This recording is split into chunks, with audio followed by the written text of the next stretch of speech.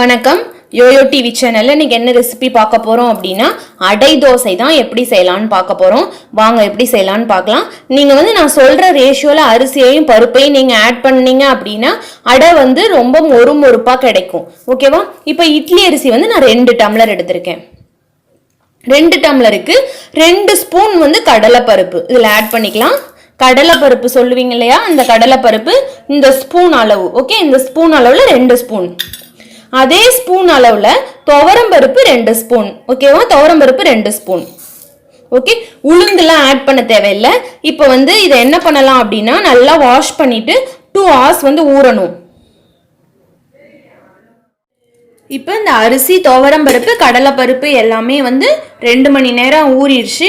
இப்போ இதோட நம்ம என்ன ஆட் பண்ணி அரைக்கணும் அப்படின்னா நான் 2 டம்ளர் அரிசி சொல்லியிருந்தேன் இல்லையா, அந்த 2 டம்ளர் அரிசிக்கு 15 காய்ந்த மிளகாய் எடுத்திருக்கேன்.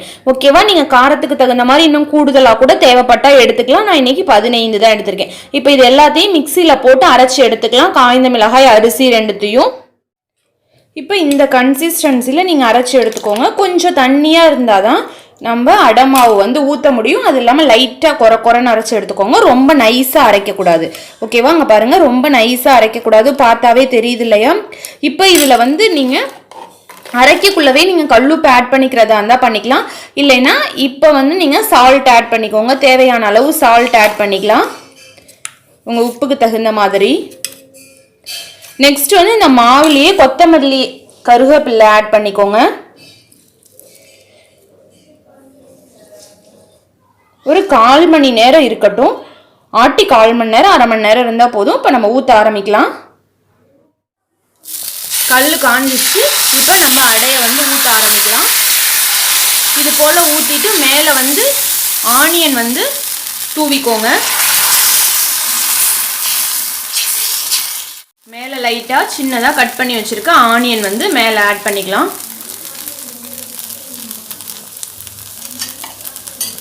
சுற்றி ஆயில் ஊற்றிக்கலாம். நம்மளோட அடை தோசை திருப்பி போட்டு ரெடி ஆயிடுச்சு. பாருங்க, நல்லா மொறு மொறுன்னு இருக்கு. நீங்களும் இதே மாதிரி ட்ரை பண்ணி பாருங்க. இதுக்கு தேங்காய் சட்னி சைடிஷாக ஏற்றதாக இருக்கும். மற்ற சட்னிலாம் அந்த அளவுக்கு டேஸ்ட்டாக இருக்காது. தேங்காய் சட்னியை நீங்கள் ட்ரை பண்ணி பார்த்தா ரொம்ப ருசியாக இருக்கும். நீங்களும் ட்ரை பண்ணி பார்த்துட்டு எப்படி இருக்குன்னு சொல்லுங்கள். இதே ரேஷியோவில் அரிசி பருப்பு எல்லாத்தையும் இதே ரேஷியோவில் போட்டிங்க அப்படின்னா அந்த மொறுமொறுப்பு தன்மை அப்படியே கிடைக்கும். பாருங்கள், ஓரத்துலலாம் அந்த மொறுமொறுப்பு தன்மை இருக்குது. ஓகே ஃப்ரெண்ட்ஸ், இந்த வீடியோ பிடிச்சிருந்தா மற்ற ஃபேமிலி ஃப்ரெண்ட்ஸ்க்கு ஷேர் பண்ணுங்கள். நம்ம சேனலில் புதுசாக பார்க்குற நண்பர்கள் யாராவது இருந்தால் சப்ஸ்கிரைப் பண்ணிக்கோங்க. கூடவே பெல் ஐக்கானை கிளிக் பண்ணிவிட்டு அதில் ஆல் என்ற ஆப்ஷன் செலக்ட் பண்ணிக்கோங்க. அப்போ தான் நாங்கள் போடுற வீடியோஸ் உங்களுக்கு உடனுக்குடன் நோட்டிஃபை ஆகும். தேங்க்யூ.